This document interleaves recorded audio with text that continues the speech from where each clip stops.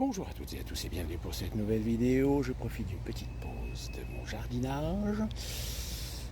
Le narratif orwellien, tel est le titre de cette vidéo et je pense que vous avez compris que je vais essayer de vous alerter, de vous sensibiliser sur ce que l'on est en train de lire et plus spécifiquement depuis que Macron est arrivé au pouvoir. Même si ce genre de narratif était déjà existant concernant la sacro-sainte Union européenne.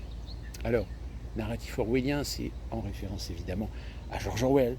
George Orwell, pardon, vous ne savez pas qui c'est George Orwell est en fait un pseudonyme, puisque son véritable nom, c'est Eric Arthur Blair. Mais évidemment, tout le monde retient essentiellement son nom d'auteur, journaliste, critique de George Orwell. Plus connu pour ses deux livres, celui de 1945 qui est La ferme des animaux, et évidemment celui de 1949, le fameux 1984. Ces deux livres sont évidemment complètement différents, mais en réalité traitent d'un fondamental qui est la société dystopique. La société dystopique, c'est-à-dire comment les êtres humains, ou dans son autre livre, les animaux, arrivent à finalement hiérarchiser la société pour en faire finalement progressivement une société autoritaire, totalitaire. Alors évidemment, la plus grande référence, c'est 1984, je rappelle, qui est une histoire qui nous fait suivre l'aventure de M. Smith, qui est un agent du Miniver, Miniver étant une contraction du ministère de la Vérité, puisque dans 1984, on aborde la thématique de la novlangue, qui travaille pour l'administration et modifie, change, transforme certaines sémantiques, certaines histoires, certaines vérités. C'est-à-dire que M. Smith peut très bien, du jour au lendemain, être chargé de discréditer une sommité, un notable, considéré comme un traître. Société dystopique, autoritaire, totalitaire, où évidemment tout le monde surveille tout le monde et Big Brother surveille tout le monde. Quiconque sort des clous, quiconque commence à avoir des pensées ou des mots subversifs, tout de suite, est considéré comme étant potentiellement un danger pour l'équilibre de la société. Alors évidemment, ce fameux ministère de la Vérité coordonne aussi sa communication. Une communication qui joue la carte de dissuader, convaincre, fabriquer l'opinion. Tellement fabriquer l'opinion que là, on est pratiquement même dans du conditionnement, puisque, je rappelle, c'est une société dystopique qui, même très tôt, prend les enfants et les endoctrine à la politique de la société. Et ce qui fait que ce principe, qu'on retrouve d'ailleurs dans d'autres romans de science-fiction, mais également dans le cinéma, fait que même des enfants finissent par être tellement embrigadés qu'ils en deviennent des agents. Un peu à l'image d'ailleurs de ce que l'on pourrait éventuellement envisager d'être en comparatif avec la société nord-coréenne. Alors pourquoi je vous raconte ça? Et pourquoi, quel est le lien avec le narratif orwellien? Tout simplement parce que depuis que Macron est arrivé au pouvoir, alors comme je le dis, on a déjà vu, déjà lu, entendu des gens qui étaient dans ce narratif qui consistait à incrémenter dans l'opinion une idée, un concept, une règle, mais sur laquelle vous n'avez absolument pas le droit de remettre en question, de poser des questions. C'est comme ça, et c'est pas autrement. C'est la seule vérité que vous devez acquérir, que vous devez prendre par défaut. Et quiconque, avec le temps, qui commence à dire « ouais mais attendez, moi je ne suis pas d'accord », tout d'un coup vous êtes isolé. Vous êtes isolé parce que l'endoctrinement, et plus particulièrement auprès d'une population qui forcément, allez disons le mot, inculte, pas forcément informée, ou qui n'a pas le temps de s'informer, ou qui a une certaine fainéantise intellectuelle à essayer de se poser les bonnes questions par rapport à certains faits. Et forge une opinion, évidemment, avec ce que les médias, avec ce que des experts vous disent.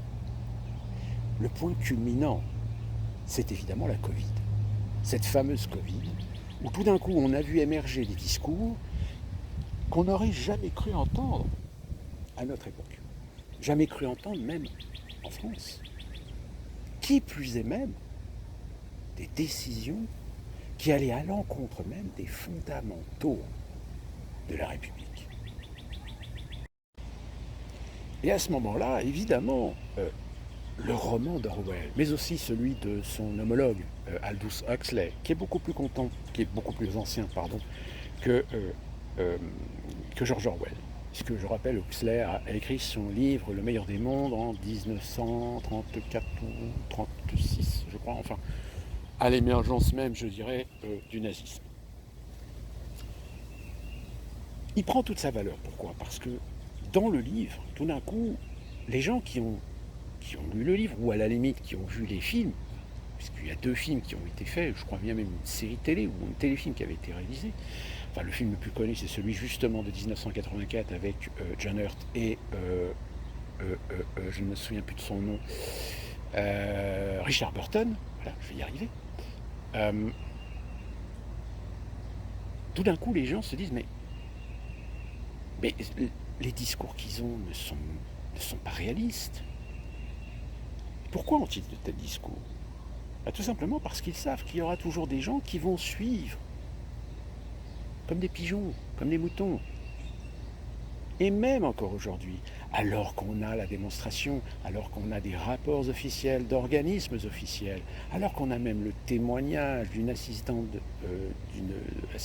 de la direction, je crois que c'était l'assistante de direction de communication de Pfizer, qui devant la Commission européenne, à la question « Est-ce que le vaccin protège contre la contamination ?», eh ben, on n'en sait rien parce qu'en fait, il n'a jamais été testé pour ça. Et du coup, c'est remonté aux oreilles de certains experts, de certaines personnalités, de certaines commissions qui ont commencé à regarder et en effet, au bout d'un moment, ils ont été obligés d'admettre que oui, le vaccin est une protection individuelle, mais collectivement, elle ne sert à rien. C'est-à-dire qu'elle ne protège pas les autres de la contamination. Eh bien, figurez-vous qu'il y a encore des gens sur les réseaux sociaux qui vous balancent que, par exemple, là, il y a des gens qui disent « Oui, moi, je ne veux plus aller à l'hôpital parce que je ne veux pas croiser des gens qui ne sont pas vaccinés. » Mais mon connard, t'as toujours pas compris que, vacciné ou pas vacciné, de toute façon, si t'es vacciné, ben c'est bien. Au contraire, si t'es protégé. C'est-à-dire que même tu peux choper le Covid, ça se trouve tu seras asymptomatique, et si jamais tu tombes malade, t'as fait ta petit vaccin, t'as fait ta 3e dose, ta 4e dose. Donc logiquement, il n'y a pas de problème. Mais le fait de croiser un médecin qui n'est pas vacciné, dis-toi bien que tu as croisé des gens depuis 2 ans, si ça se trouve certains d'entre eux étaient atteints du Covid, peut-être qu'ils t'ont leur filé, peut-être que sans le savoir tu as eu le Covid, mais que tu étais asymptomatique. Mais voilà, c'est des fragiles du haut. Et ces fragiles du haut, eh bien, ce sont aujourd'hui les armes de destruction massive, intellectuelle, de la Macronie. Vous qui entendez ces gens, vous dites mais ils ont pété un plomb, mais ils sont à côté de la plaque, ils sont dans leur tour d'ivoire. Vous, oui, mais il y a d'autres gens. Il y a d'autres gens peut-être parmi vos collègues, vos amis, qui un jour vont vous sortir l'énormité que vous avez entendue de la bouche d'un responsable politique. Mais lui, il va être convaincu. Il va être convaincu de la vérité que le politicien, que l'expert, que le médecin, que le scientifique, que l'intellectuel lui a dit. Parce qu'il y a un moment donné où il faut avoir la raison gardée. T'entends quelque chose, c'est un expert, c'est une personne, c'est une sommité. Peut-être qu'elle a raison. Je garde ça dans le coin de l'oreille, et avec le temps, je verrai si cette personne a raison, par d'autres informations qui confirmeront la règle. ou sinon se rendre compte que cette personne, en réalité, dans son narratif, vous assure, vous dit, vous convainc d'une vérité, parfois même sans la démontrer. Cette fameuse expression, vous savez, de toute façon, il y a des centaines d'études qui ont démontré. La science, oui, sauf que la science, c'est pas une religion. La science, justement, la science de qualité, c'est la science qui sait parfois se remettre en question, qui sait douter, qui sait évoluer. Sauf quand vous avez des mentalités qui n'évoluent pas, quand vous avez des mentalités de gens qui sont dans un petit train-train de vie, boulot, dodo, loisirs, et qui finalement ne s'intéressent pas franchement à aller chercher de l'information, du confirmer, pour valider, pour vérifier, eh bien c'est les dindons de la farce. Mais les dindons de la farce qui, dans des conversations, font vous soutenir mordicus que eux ont raison. Parce qu'ils ont entendu le professeur sommité, président du comité de machin truc bidule chaud. Ouais, c'est une sommité, donc. Ce qu'il dit, c'est qu'il a raison. Oui, ma chère dame, mon cher monsieur. Sauf que par le passé, l'histoire nous a appris que des gens officiels, des gens notables, des gens respectables, des gens avec carrière, une réputation, se sont avérés être des traîtres, se sont avérés être des saloperies.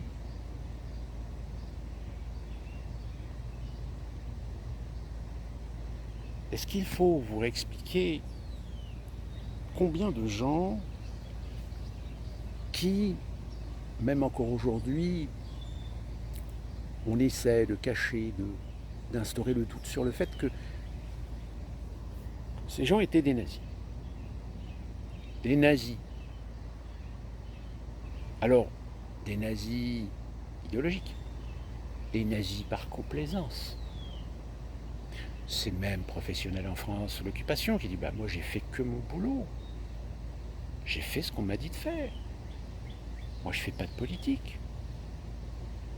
Moi, j'ai besoin de gagner mon salaire à la fin du mois. Parce que j'ai des factures à payer, j'ai des crédits à payer, j'ai la voiture du crédit, la crédit des voitures, de la maison à payer.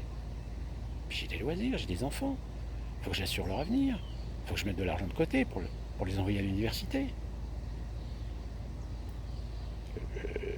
La soumission par la dette. Et bien cette soumission par la dette, elle est toujours là. Pourquoi croyez-vous qu'aux États-Unis, vous avez des gens qui sont obligés de prendre 2 ou 3 boulots ? Parce que ce sont des gens qui, lorsqu'ils étaient adolescents, quand ils étaient jeunes, ils ont fait des études en université, ils ont fait 4, 5, 6 ans avec un crédit. Sauf que le jour où ils ont le diplôme, le crédit, il faut le rembourser. Alors ils ont calculé le coût en disant oui, de toute façon, avec le diplôme que j'ai, je vais trouver un boulot, je vais gagner 4 000 $ par mois au départ. Ouais, sauf que le problème, c'est que ton secteur d'activité est complètement bouché. Et comme tu n'as pas d'expérience, et que le premier jour où tu as ton diplôme, et ben la banque, elle t'envoie un petit message, elle dit bon à la fin du mois, faut que vous commenciez à rembourser 350 $ par mois, jusqu'à vos 55 ans. Si là-dessus vous rajoutez une rencontre, un mariage, une vie de famille, on achète voiture, 2 voitures, on a des enfants, les enfants vont à l'école, les enfants grandissent, les enfants sont adolescents, ils ont 16 ans, eux aussi veulent une voiture. Et ça s'accumule. L'endettement. Alors oui, il y a des gens aux États-Unis, on a l'impression qu'ils vivent confortablement. Mais en réalité, ils vivent confortablement, mais ils vivent soumis. Ils vivent esclaves. Tellement esclaves que même les vacances, en règle générale, ils restent dans le coin, ou ils vont à 200, 300 bornes au bord de la plage, etc. Vous avez des Américains qui n'ont jamais vu la mer. Vous avez des Américains qui n'ont jamais vu la montagne, qui n'ont jamais vu des grandes villes, parce qu'ils n'ont pas les moyens. Encore plus maintenant, vu le prix de l'essence. Donc pour revenir au narratif orwellien, le narratif orwellien, eh bien, c'est tout à fait ça, c'est convaincre une partie de la population que ce que Macron fait, ce que Emmanuel Borne fait, ce qu'a fait Véran, ce qu'a fait Édouard Philippe avant, était pour votre bien. Ils sont les sauveurs de la France. Alors oui, bien sûr, je suis tout à fait d'accord sur le fait que la France a besoin de réformes. Sauf que le problème, c'est que les réformes qu'elle a besoin, c'est des réformes structurelles, pas des réformes budgétaires, pas des réformes sur les acquis sociaux. On le sait de toute façon, Macron, c'est un banquier, c'est un liquidateur. Le mec, il est là pour détruire le pays.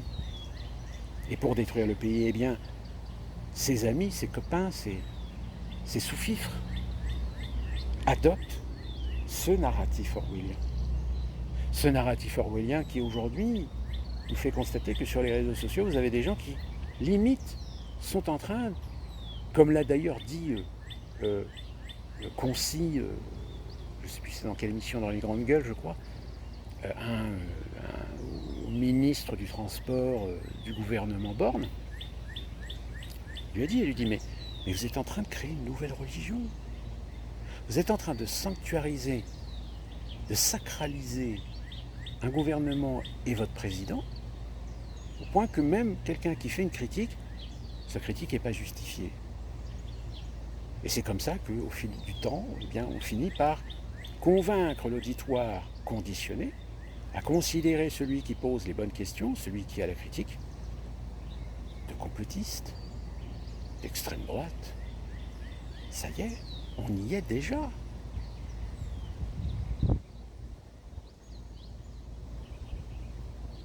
Ça devient compliqué et dangereux.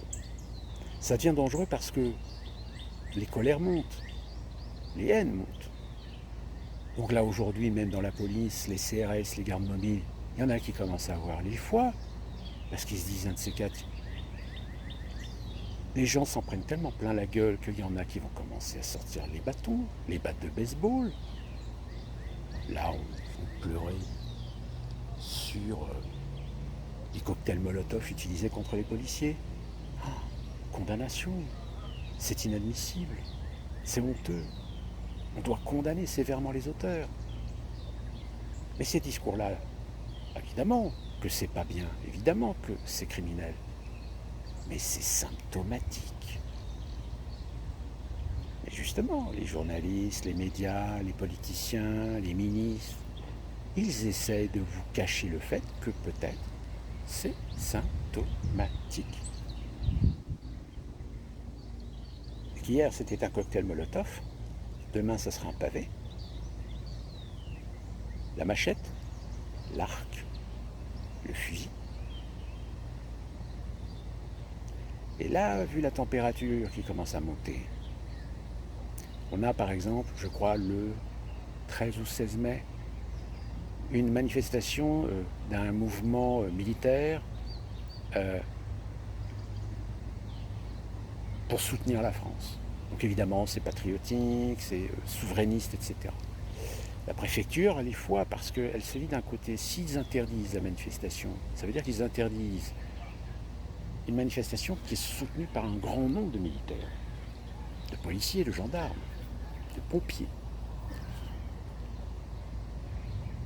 Par contre, ils savent qu'il va forcément y avoir des contre-manifestations organisées, c'est-à-dire des gauchistes, de l'ultra-gauche, qui va vouloir casser du facho. Ça devient compliqué. Ça devient compliqué pour l'autorité. Ça devient compliqué même pour les gens qui détestent Macron, mais qui malheureusement, dans leur position, n'ont pas le choix.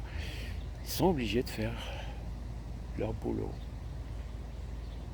Alors oui, certains d'entre vous me dites, oui, c'est ce dont tu avais parlé avec l'expérience de Milgram. Et oui, l'expérience de Milgram peut parfaitement s'incrémenter dans le narratif orwellien.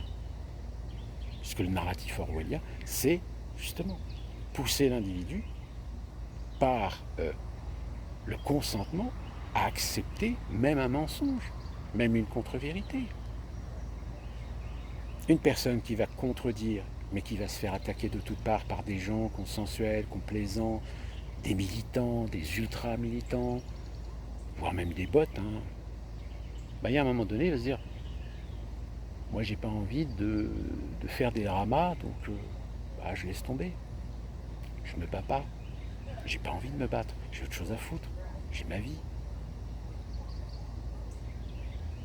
Sauf que malheureusement, quand vous avez une vie sociale, et plus particulièrement dans les milieux urbains, force est de constater que ça devient de plus en plus compliqué.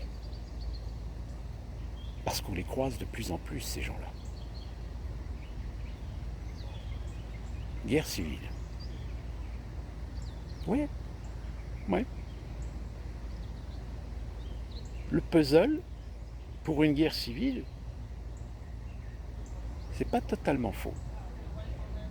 En plus, si vous rajoutez les problèmes multiculturels qui ne fonctionnent pas, les radicalismes qui s'opposent, la chrétienté qui est attaquée de toutes parts, les églises saccagées, mais qu'on passe un petit peu sous le tapis. En revanche, si jamais une mosquée reçoit un graffiti avec une croix gammée, alors là, on va en entendre parler pendant une semaine. Vous allez avoir toutes les associations de lutte contre l'islamophobie, etc., qui vont apparaître. Mais en revanche, les églises, non, elles continuent à être saccagées.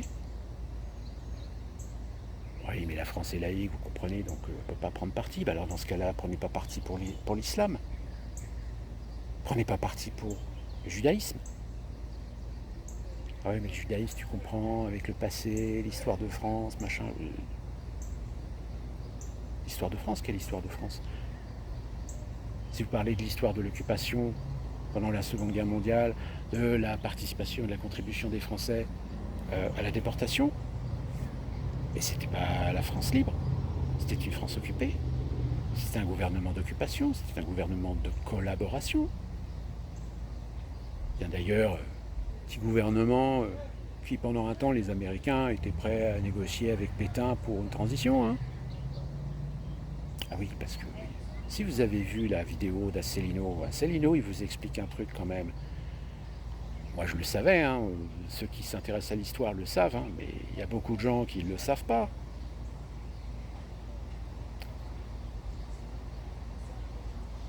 Donc on n'a pas fini d'en voir, et de belles et des pas mûres, on n'a pas fini d'entendre et de lire des gens qui sont dans une propagande pure et simple. Dans une propagande qui est même totalement démagogique, mais comme je vous le dis, tant qu'ils auront des clients, tant qu'ils auront des moutons et des pigeons pour les écouter et les entendre,